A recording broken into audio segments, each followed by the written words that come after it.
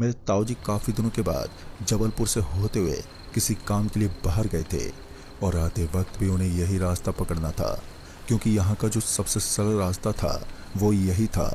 इस रास्ते से आते आते उन्हें टाइम भी नहीं लगता था और वो काफ़ी जल्दबाजी में भी थे।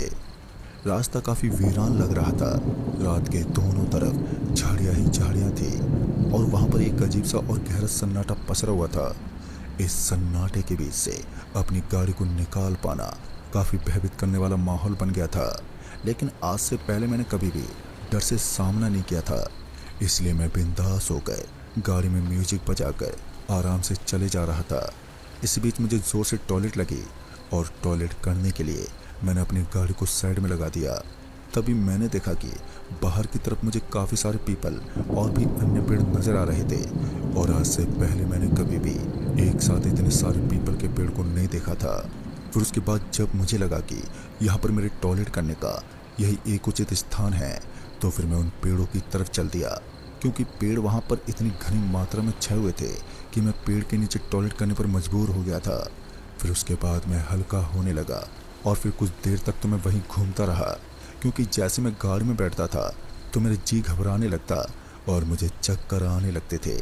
और ये दिक्कत मेरे साथ पहली बार नहीं हुई थी, ये दिक्कत मुझे बचपन से ही थी। जब भी मैं गाड़ी में बैठता तो मेरा जी घबराने लगता। खैर अब मैंने काफ़ी उम्र खा ली थी, इसलिए वो दिक्कत थोड़ी कम हो गई थी, लेकिन आज भी गाड़ी के अंदर बैठने के बाद मुझे लगभग 10 या 15 मिनट के लिए बाहर तो घूमना ही पड़ता था, वरना गाड़ी में बैठना मेरे लिए काफ़ी मुश्किल हो जाता था। उसके बाद में इधर उधर थोड़ा बहुत बाहर की हवा खाने के बाद अब वापस से आकर अपनी गाड़ी में बैठ गया और अब मुझे वापस से वहाँ से निकलना था। सच कहूँ तो रास्ता काफ़ी सुनसान था, लेकिन मेरे दिल में अभी भी भय नाम का कोई नामो निशान नहीं था। मैं बड़े ही आराम के साथ अपनी गाड़ी को ड्राइव करने में लग गया। कुछ देर तक तो मेरी गाड़ी काफ़ी आराम के साथ चल रही थी, लेकिन उसके बाद अचानक ही दिक्कत होने लगी। मैं इतना तो जानता था कि यहाँ आजू बाजू में मुझे कोई मैकेनिक नहीं मिलेगा। पता नहीं क्यों, लेकिन गाड़ी के बोनट वाले हिस्से के नीचे से एक आवाज़ आ रही थी और इस आवाज़ को सुनते ही ना चाहते हुए भी मुझे अपनी गाड़ी को रोकना पड़ रहा था। पहले तो मैंने सोचा कि मैं ऐसे ही ड्राइव कर लूँगा और जो भी होगा वो देखा जाएगा, लेकिन उसके बाद जब मुझे लगा कि समस्या गंभीर हो सकती है तो मुझे अपनी गाड़ी को रोकना पड़ा। इस बार जिस स्थान पर मैंने अपनी गाड़ी को रोका था वो स्थान देखने में थोड़ा अजीब सा था। वहाँ पर काफ़ी ज़्यादा सन्नाटा पसरा हुआ था। बाकी का रास्ता तो वैसे ऊंचाई में था, लेकिन ये इलाका थोड़ा सा ढलान में बना हुआ था। 1 किलोमीटर का रास्ता सिर्फ ढलान में ही था और ऊपर से आसमान में भी अब बादल गरजने लगे थे और ऐसा लग रहा था जैसे कि यहाँ पर बारिश होने वाली है। माहौल लगातार गर्म हो रहा था और अब मुझे भी थोड़ी बहुत बेचैनी होने लगी थी, क्योंकि जब मैंने अपनी गाड़ी को चेक किया तो मुझे अपनी गाड़ी के अंदर कोई समस्या ही नहीं मिली थी। ऐसा लग रहा था जैसे कि गाड़ी के अंदर सब कुछ ठीक है। एक बार के लिए जब मैंने अपनी नज़र ब्रेक लेदर पर डाली तो मैंने देखा कि मेरी गाड़ी का ब्रेक लेदर काफ़ी हद तक ठीक दिख रहा था, यानी कि अब गाड़ी के अंदर तो कुछ समस्या ही नहीं थी। लेकिन इसी बीच मैंने कुछ ऐसा देखा जिसे देखकर मैं सहम गया था।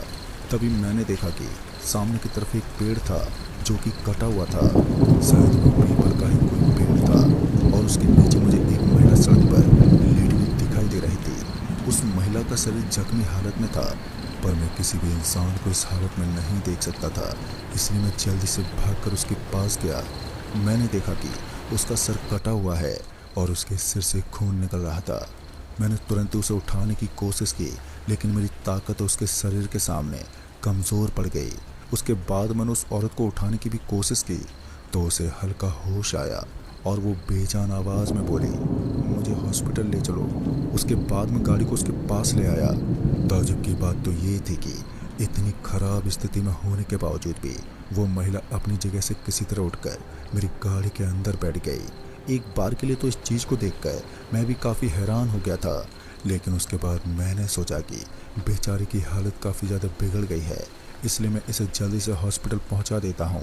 और उसके बाद मैंने तुरंत ही अपनी कार की स्पीड बढ़ानी शुरू कर दी और उसे लेकर वहां से निकल पड़ा। मुझे वहां से कुछ दूर आगे एक हॉस्पिटल के बारे में उसी महिला ने बताया था जो मेरे पीछे वाली सीट पर बैठी हुई थी। उस महिला ने बताया था कि यहाँ से करीब 4 किलोमीटर आगे एक हॉस्पिटल है और उस हॉस्पिटल का नाम सुमित कृपा हॉस्पिटल है। पर मुझे वहां पर जाने में कोई एतराज नहीं था, इसलिए मैं उस महिला को लेकर उस हॉस्पिटल की तरफ रवाना हो गया। कुछ देर तक तो वो महिला मुझसे नॉर्मल बात करती रही, लेकिन उसके बाद उसकी आवाज़ का आना बंद हो गया। पल भर में उसकी आवाज़ का ना आना मुझे थोड़ा अजीब लगा, लेकिन उसके बाद मैंने जैसे पीछे मुड़कर देखा तो मेरी हवा टाइट हो गई। मैंने देखा कि मेरी गाड़ी के पीछे वाले हिस्से में तो कोई भी नहीं था और वो महिला चलती फिरती गाड़ी के अंदर से एकदम से गायब हो गई थी। ये सब देखकर मेरा पूरा शरीर बुरी तरह से कांपने लगा था।